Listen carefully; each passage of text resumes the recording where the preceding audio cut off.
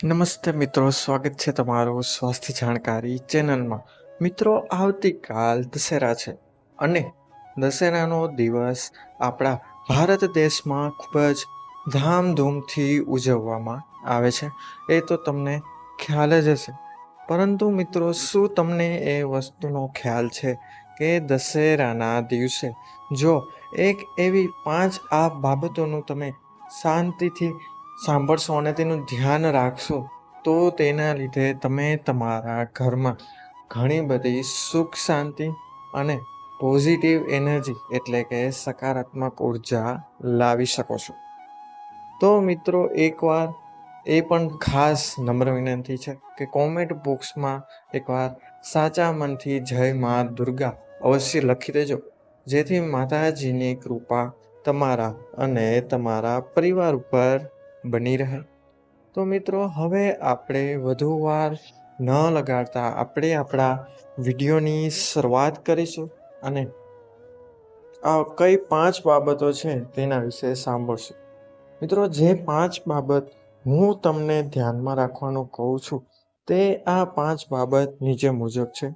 તો તેને ધ્યાનથી સાંભળજો અને વિડીયોના અંત સુધી અવશ્ય બનાવી રહેજો તથા આ વિડીયોને મિત્રો તમારા પરિવારજનો અને મિત્રજનોમાં અવશ્ય શેર કરજો, જેથી તેઓ પણ દશેરાનો લાભ મેળવી શકે તથા તેમના ઘરમાં સુખ શાંતિ અને સમૃદ્ધિ અને ધંધામાં આર્થિક લાભ મેળવી શકે. નંબર 1 ઉપર છે મિત્રો, ઘરના મુખ્ય દરવાજા ઉપર સ્વચ્છતા.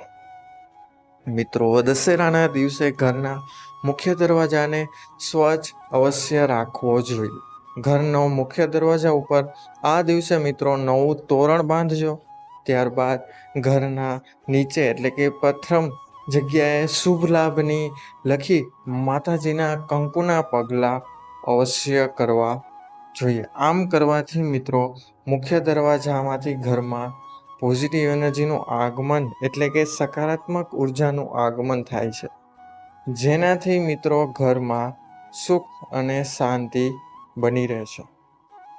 આ ઉપરાંત મિત્રો ઘરમાં રહેલી નકારાત્મક ઉર્જા પણ ધીમે ધીમે એકદમ ગાયબ થવા લાગશે.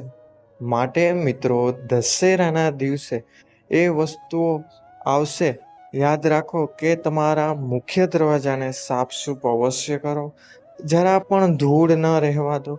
તેમજ કરોળિયાના ઝાડા થઈ ગયા હોય તો તેને તો તરત જ કાઢી નાખજો. અન્યથા મિત્રો ઘરમાંથી લક્ષ્મીનો વાસ દૂર થઈ જશે, કારણ કે લક્ષ્મી ત્યાં જ આવે છે જ્યાં સ્વચ્છતા હોય છે.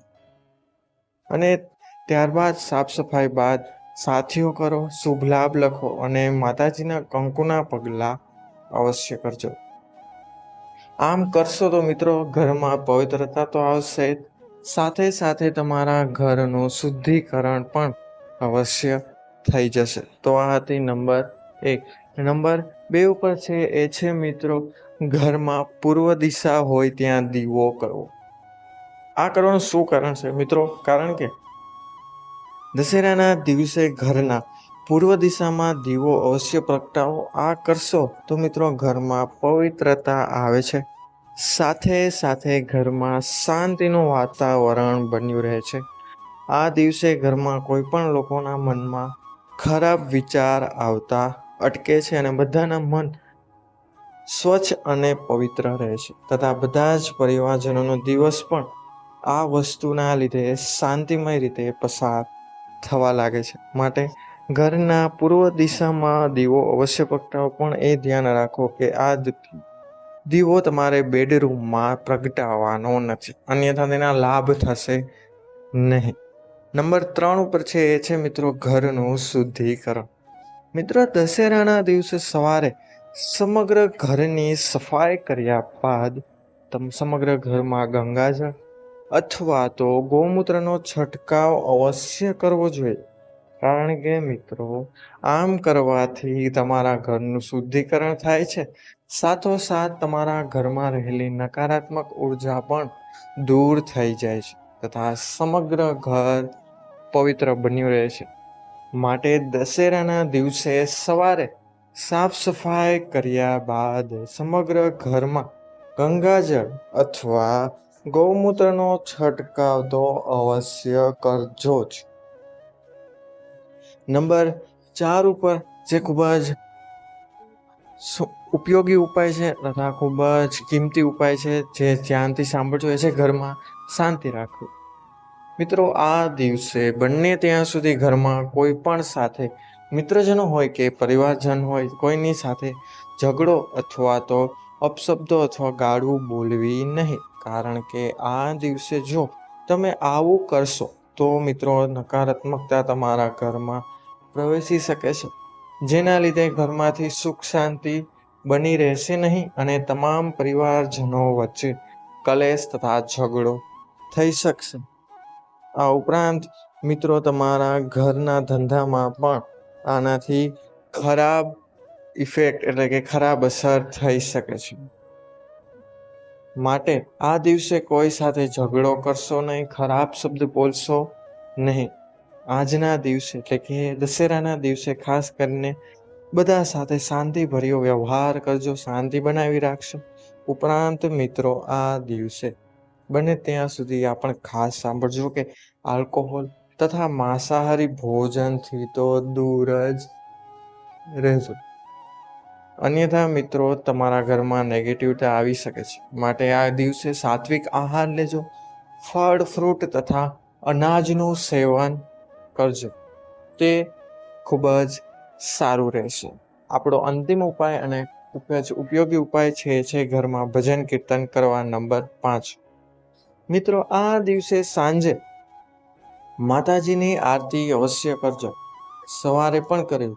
એમ દિવસમાં 2 વાર માતાજીની આરતી આ દિવસે અવશ્ય કરવી અને આરતી કર્યા બાદ માતાજીને ભજન કીર્તન અવશ્ય કરવા તથા માતાજીને ધરાવવામાં આવેલો પ્રસાદ પણ અવશ્ય જેટલા લોકોને બાટી શકે ત્યાં સુધી વધારે બાટવો, જેથી તેઓ પણ માતાજીના આશીર્વાદ મેળવી શકે. આમ કરવાથી મિત્રો સમગ્ર ઘરમાં પવિત્રતા ફેલાશે, ઘરમાં શાંતિ બની રહેશે તથા તમારા ધંધામાં પણ આર્થિક વૃદ્ધિ આવશે, જેનાથી આર્થિક પરિસ્થિતિમાં ઘણો બધો ફેરફાર અવશ્યપણે તમને થોડાક જ સમયમાં જોવા મળશે. તો મિત્રો આ હતી એ 5 બાબતોએ માહિતી જેના દ્વારા તમે દશેરાનો ખૂબ જ લાભ મેળવી શકો છો. તેને ઘર અને ધંધામાં પણ તમે સુખ શાંતિ અને સમૃદ્ધિ તથા આર્થિક લાભ મેળવી શકો છો. તો આ વિડીયો મિત્રો તમારા મિત્રજનો અને પરિવારજનોમાં અવશ્ય શેર કરજો, જેથી તેઓ પણ દશેરાના લાભ મેળવી શકે. તો મિત્રો આવા જ નવા વિડીયો સાથે આપણે ફરી મળીશું. ત્યાં સુધી બધાને મારા હર હર મહાદેવ, જય શ્રી રાધે કૃષ્ણ, જય માં બુદ્ધ ભગવાન. બધા લોકોએ મિત્રો વિડીયોને અંત સુધી જોયો તે બદલ બધાનો ખૂબ ખૂબ આભાર, બધાનો ખૂબ ખૂબ ધન્યવાદ. અસ્તુ.